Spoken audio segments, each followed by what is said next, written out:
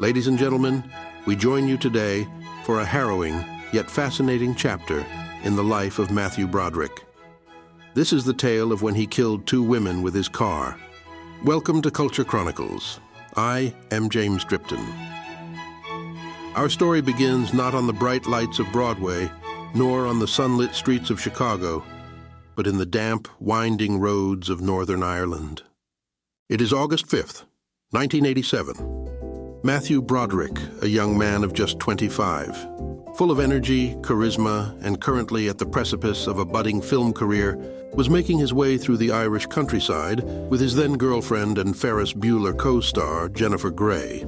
Both fresh off completing separate projects, they were indulging in a quiet, secret getaway to the charming town of Maguire's Bridge, a celebration of their love and a momentary escape from the world. After taking in several of the region's sights, they found themselves lost in an unfamiliar stretch of countryside.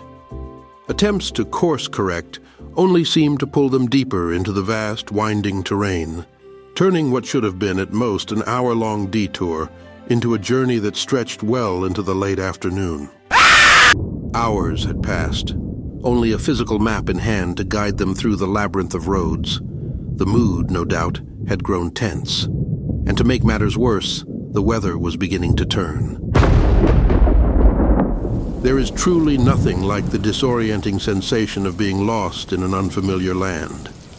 It will taint even the most beautiful of landscapes, morphing them into a nightmarish maze, each twist and turn heightening the uncertainty within.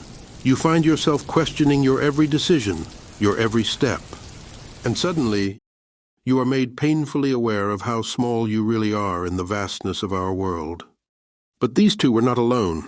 They had each other, as well as millions of dollars. The couple stumbled upon a small town just outside Enniskillen. There, they found their bearings, locating it on the map and charting a path forward. As they prepared to leave, they stopped a local police officer, hoping for confirmation of their route.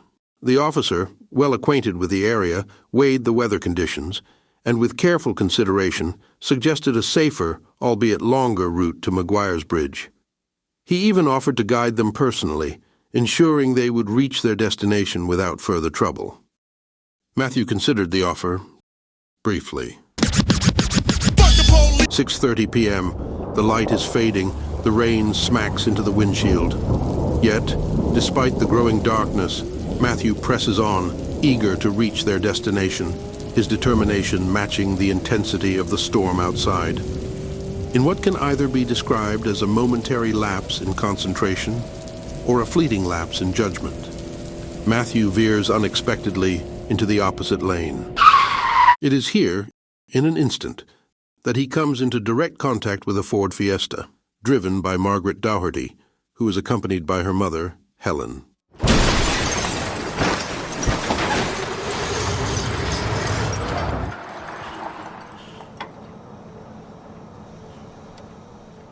We are not concerned with assigning blame, certainly not with the benefit of hindsight.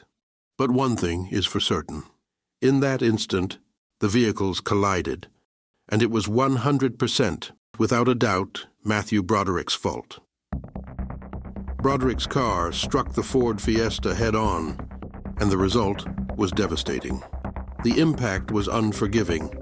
Both Margaret and Helen were killed instantly. In the chaos, Broderick was knocked unconscious, leaving only one person aware of the unfolding tragedy.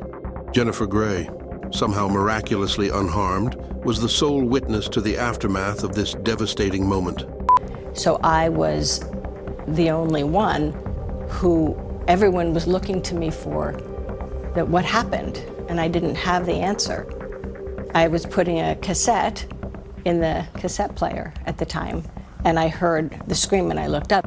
It was devastating. Broderick sustained a concussion, broken ribs, a fractured leg, and multiple other injuries. He would remain hospitalized for 4 weeks following the tragic event. The following months were filled with confusion, legal proceedings, and an overwhelming sense of loss. Broderick was ultimately convicted not of a serious criminal offense, but of careless driving. He was fined the equivalent of $175 American and returned to the States. An undeniable display of the true power celebrity holds on our culture. For those of us who stand on the outside, it is easy to pass judgment. But for Matthew, as the events unfolded, the toll was beyond what any public person could truly comprehend. He had killed 2 people. In the glamorous world of Hollywood and theater, where lives are often presented as works of fiction, here was a moment of undeniable reality, life and death, inescapable and irreversible. 15 years pass. In a shameless attempt to capitalize on the tragedy, a piece is written for the New York Post, which includes interviews with both Broderick as well as the family of the deceased. The family publicly forgives Broderick. The Broadway actor reveals that he has no recollection of the day of the crash. He does not remember even the simplest of actions, such as getting up in the morning or making his bed. This, to me, raises a profound question. Can one truly move on from a mistake, a life-altering, irreversible mistake, when the very act remains a memory lost to the fog of trauma? When the weight of taking 2 lives is carried, not burdened by recollection, but by the sheer weight of the impact that remains, is it ever possible to truly heal? What can we take from this tragic story? Perhaps it is that even those we revere most are not immune to the shadows that follow us all. As a final note, this story may lead one to believe that the rich and famous, cloaked in their privilege, are above reproach, untouchable by the rules that bind the rest of us. And that, my dear viewer, is because they are. Thank you for joining us on Culture Chronicles. If you found this story compelling, please like, comment, and subscribe for more tales from the annals of pop culture history. Until next time, I am James Dripton, bidding you good night.